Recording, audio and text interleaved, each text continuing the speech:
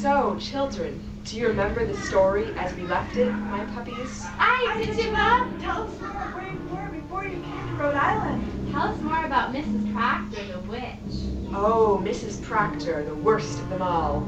She, of all the witches, was spared.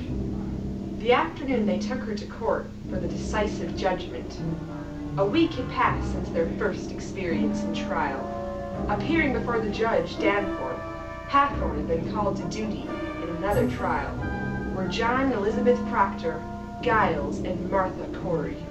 The scene played out thus. I summon the accused, Giles and Corys, to prove to me for one last time that you have had nothing to do with this witchcraft that's been plaguing us for these weeks. Aye, sir. For one last time, might I tell you that this is not the work of the devil, and there is no doubt to misrepresent our Lord God. What you are doing is convicting the falsely accused. Do you intend to present all of your evidence from that diary, Mr. Proctor? Aye, sir. That doll, for example, is not of the devil's work. It is simply the handwork of a young girl, Mary Warren, whom the other day seems to have been bewitched upon her own choice. You see, she is not bewitched by me, nor anyone standing in front of you in the present moment, sir.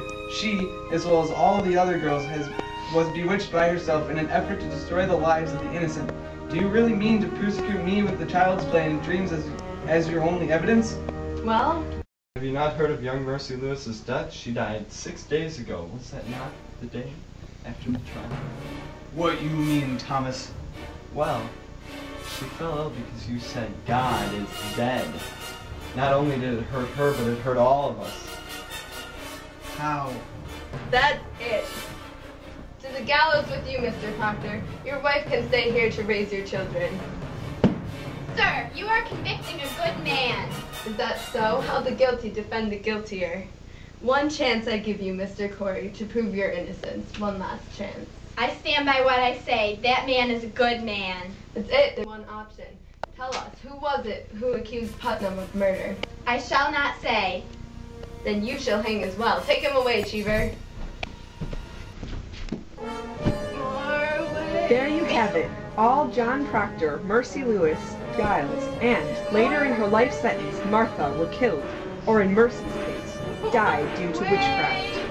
Out of all of them, it was Giles who was taken to the rocks and never admitted to practicing witchcraft. Mrs. Proctor, she was shunned by society and wore the scarlet W forevermore, with her fourth-born child, Jade, by her side, as a symbol for her sin.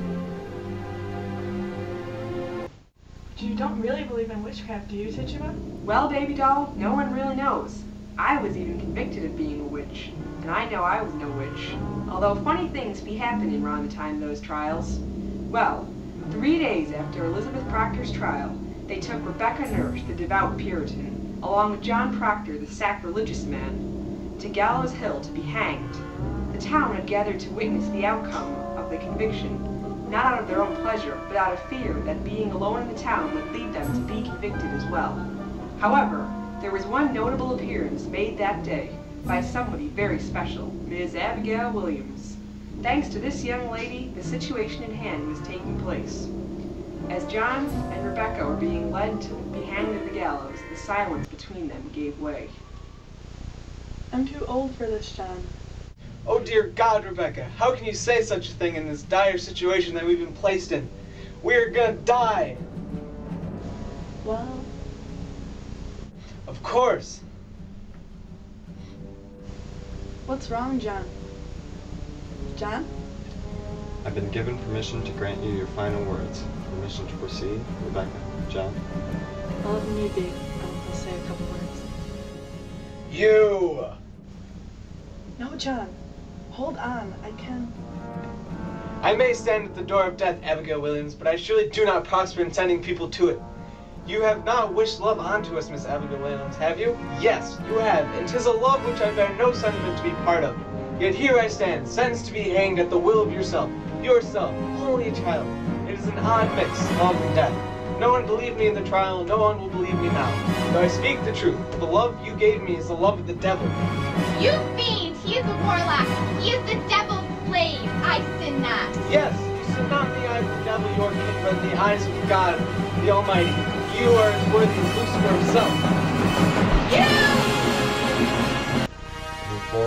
flagstone, Rebecca. Hey, John, you shouldn't let me do the work. No, must be the devil. What did you say? My, it must be the devil. What a breeze this is. As the gust of wind blew through, the townsfolk were blinded by the sheer strength of it, when finally they regained their senses. All eyes looked to the spot where Rebecca Nurse had stood, for she was not there. No one really knows what the there are multiple possibilities. She could have just been blown away in the wind. She was so old. What a wind. What be wrong, Cheever? It was Rebecca the nurse. No, Rebecca Nurse. She disappeared. Ha! You lost your mind? It's a bit too late to say such a thought now, though the answer is most clear. I must leave, for this slaughter is immedicable. There is no sanity left to this town here. Why hast thou bid upon this young and dutiful town, my lord? A sickness which we cannot be of riddance. I will take no more part in this madness. No more!